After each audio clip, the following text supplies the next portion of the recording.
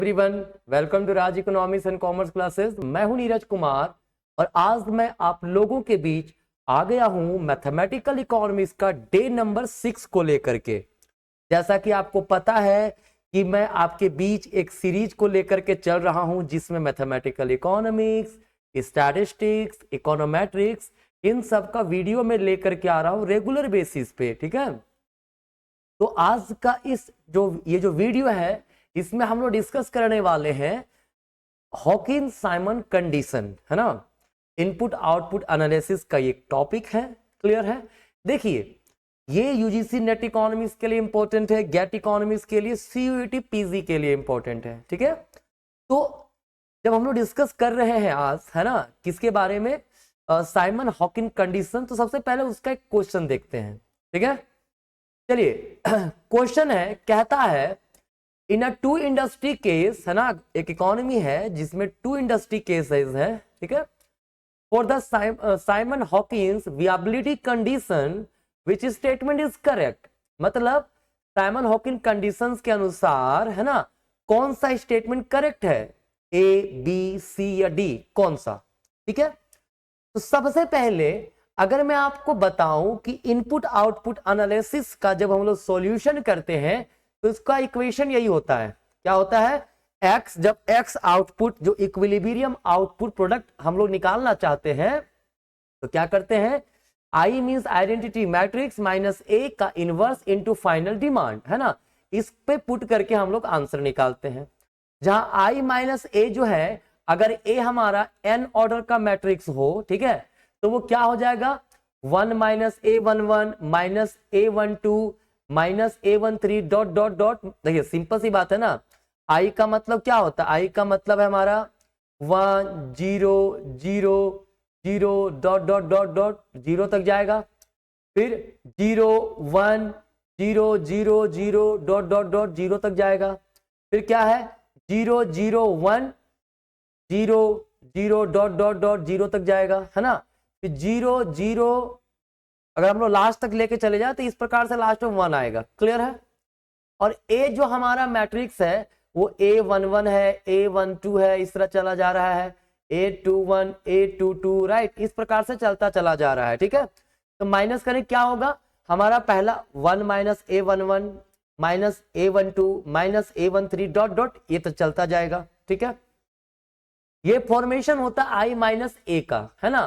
तो अब कहता है कि जब भी साइमन हॉकिंस कंडीशंस की बात करें, साइमन हॉकिंस बोलिए, हॉकिंस साइमन्स बोलिए, एक ही चीज है। ठीक है ना, जब उसके कंडीशंस की बात होती है तो हम लोग को याद रखना, देयर आर टू कंडीशंस। ठीक है, कितने कंडीशन दिए गए हैं, दो कंडीशन। क्या है भाई, पहला, जो डिटर्मिनेंट ऑफ I माइनस ए होगा, क्या होगा, I माइनस ए का जो डिटर्मिनेंट होगा, क्लियर, वो क्या होना चाहिए, हमेशा पॉजिटिव होना चाहिए, ग्रेटर देन 0 होना चाहिए।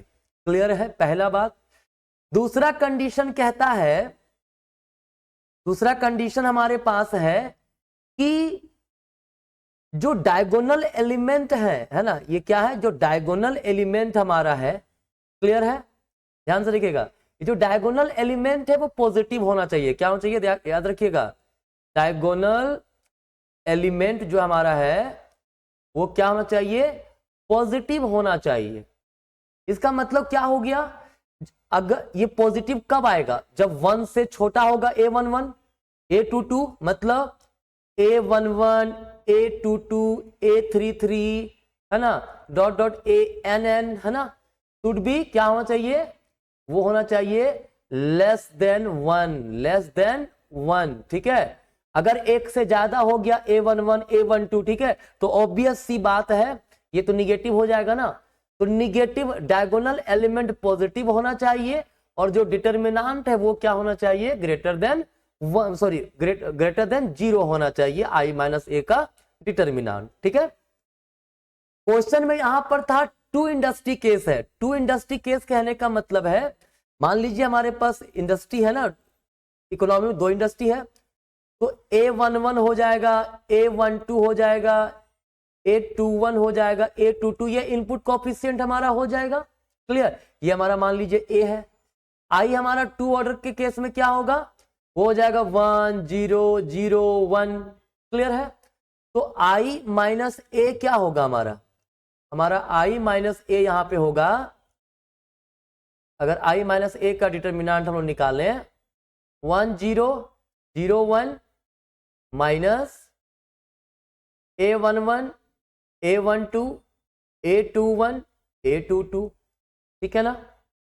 अब देखिए, अब इस तरह से यहां पे क्या होगा, आएगा हमारा 1 minus a11 0 minus a12 0 minus a21 1 minus a22। Clear है? दैट इज जो i माइनस ए का जो डिटर्मिनेंट होगा, मतलब मैट्रिक्स का फॉर्म क्या होगा, 1 minus a11 minus a12 minus a21 1 minus a22। ठीक है?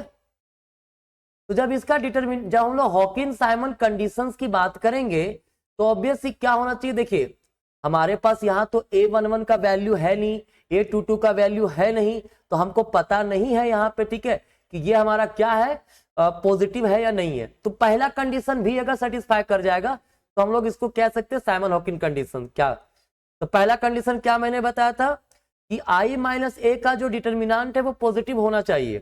तो i माइनस ए का डिटर्मिनेंट कहने का क्या मतलब है, किसका determinant, 1 minus a11 minus a12 minus a21 1 minus a22, है ना? ये क्या होना चाहिए, ग्रेटर देन 0। मतलब कि अगर मल्टीप्लाई करें, डिटर्मिनेंट निकालते कैसे, क्रॉस मल्टीप्लाई, तो 1 minus a11 into 1 minus a22 minus, दोनों को गुना करेंगे तो माइनस सब प्लस हो जाएगा, तो वापस इसलिए लिखा जाएगा a12 इंटू a21। ये ग्रेटर देन 0 होना चाहिए। ठीक है? तो अब क्वेश्चन देखते हैं।